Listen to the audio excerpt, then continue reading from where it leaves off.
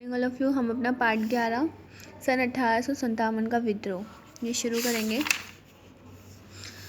हमने इसमें अन्य चर्चित आंदोलन तक कर लिया है। अब हमें आगे करना है सन 1857 का विद्रोह, एक आंकलन। विद्रोह के दौरान मुगल सम्राट बहादुर शाह जफर द्वितीय को हिंदुस्तान का सम्राट घोषित किया गया था। विद्रोह के समय क्या हुआ था? जो मुगल सम्राट बहादुर शाह जफर द्वितीय थे उनको हिंदुस्तान का सम्राट घोषित किया गया था। यद्यपि यह क्षणिक ही था। हाँ, ये था कि छोटा सा ही था एरिया। जब उस समय तक भारत में राष्ट्रीयता की अवधारणा विकसित नहीं हुई थी। उस समय पूरे भारत में राष्ट्रीयता की भावना विकसित नहीं हुई थी। अतः इसे सच्चे अर्थों में राष्ट्रीय संघर्ष नहीं कहा जा सकता, किंतु यह ब्रिटिश शासन से स्वतंत्रता के लिए संघर्ष अवश्य था।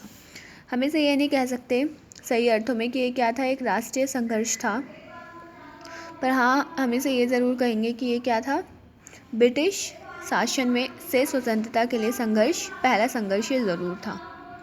सन 1859 ईस्वी के प्रारंभ तक विद्रोह का पूर्णतः दबा दिया गया।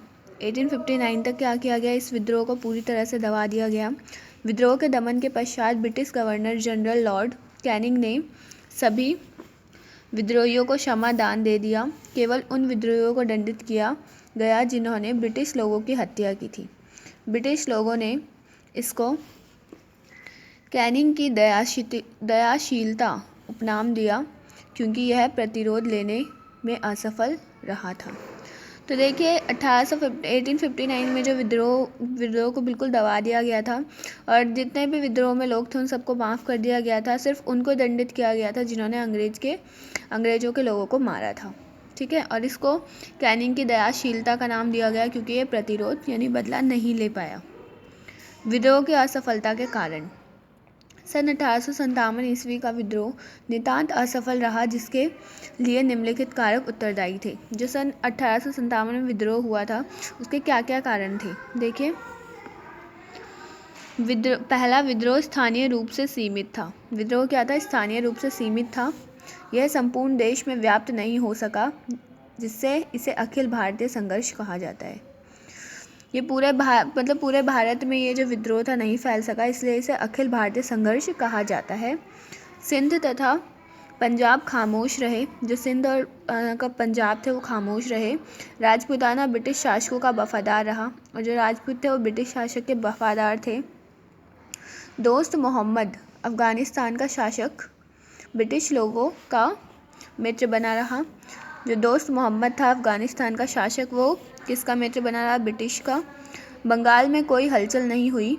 नेपाल के गोरखा तथा ग्वालियर के सिंधिया ने विद्रोह दबाने में ब्रिटिश लोगों की सहायता की। तो आप देख सकते हैं कि जो लोग विद्रोह कर रहे थे उनका साथ देने के लिए बहुत कम लोग थे, और हमारे विरुद्ध, हमारे देश में रह के लोग कितना हमारे खिलाफ थे।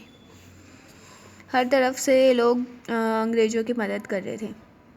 सेकंड देखिए, नेतृत्व के अभाव में विद्रोह ही असफल रहे, क्योंकि उनका कोई नेतृत्व नहीं कर रहा था। उनको ये नहीं बता रहा था कि उनको क्या करना है और क्या नहीं करना। कोई लीडर नहीं था उनके पास। इसी अभाव में ये विद्रोही जो थे वो असफल रहे। झांसी की रानी बहादुर तथा योग्य स्त्री होते हुए भी एक अनुभवी सेनापति नहीं थी।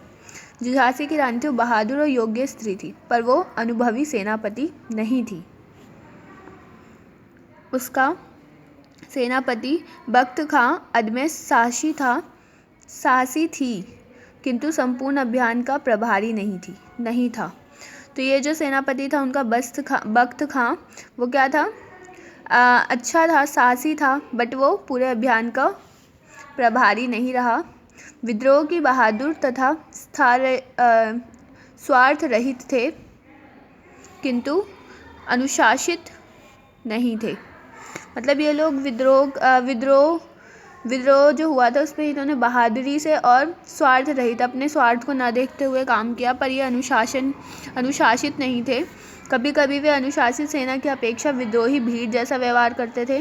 निष्कर्ष रूप से कहा जा सकता है कि केंद्रीय नेतृत्व का पूर्णतया अभाव था।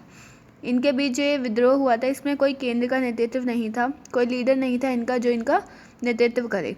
ये बोले कि क्या करना है, कब और क्या नहीं करना है। ठीक है, अभी हम इतना ही करेंगे, आपको ये अच्छे से पढ़ना है। वीडियो को लाइक, सब्सक्राइब और शेयर करना ना भूलें और बेल आइकन ज़रूर हिट करें।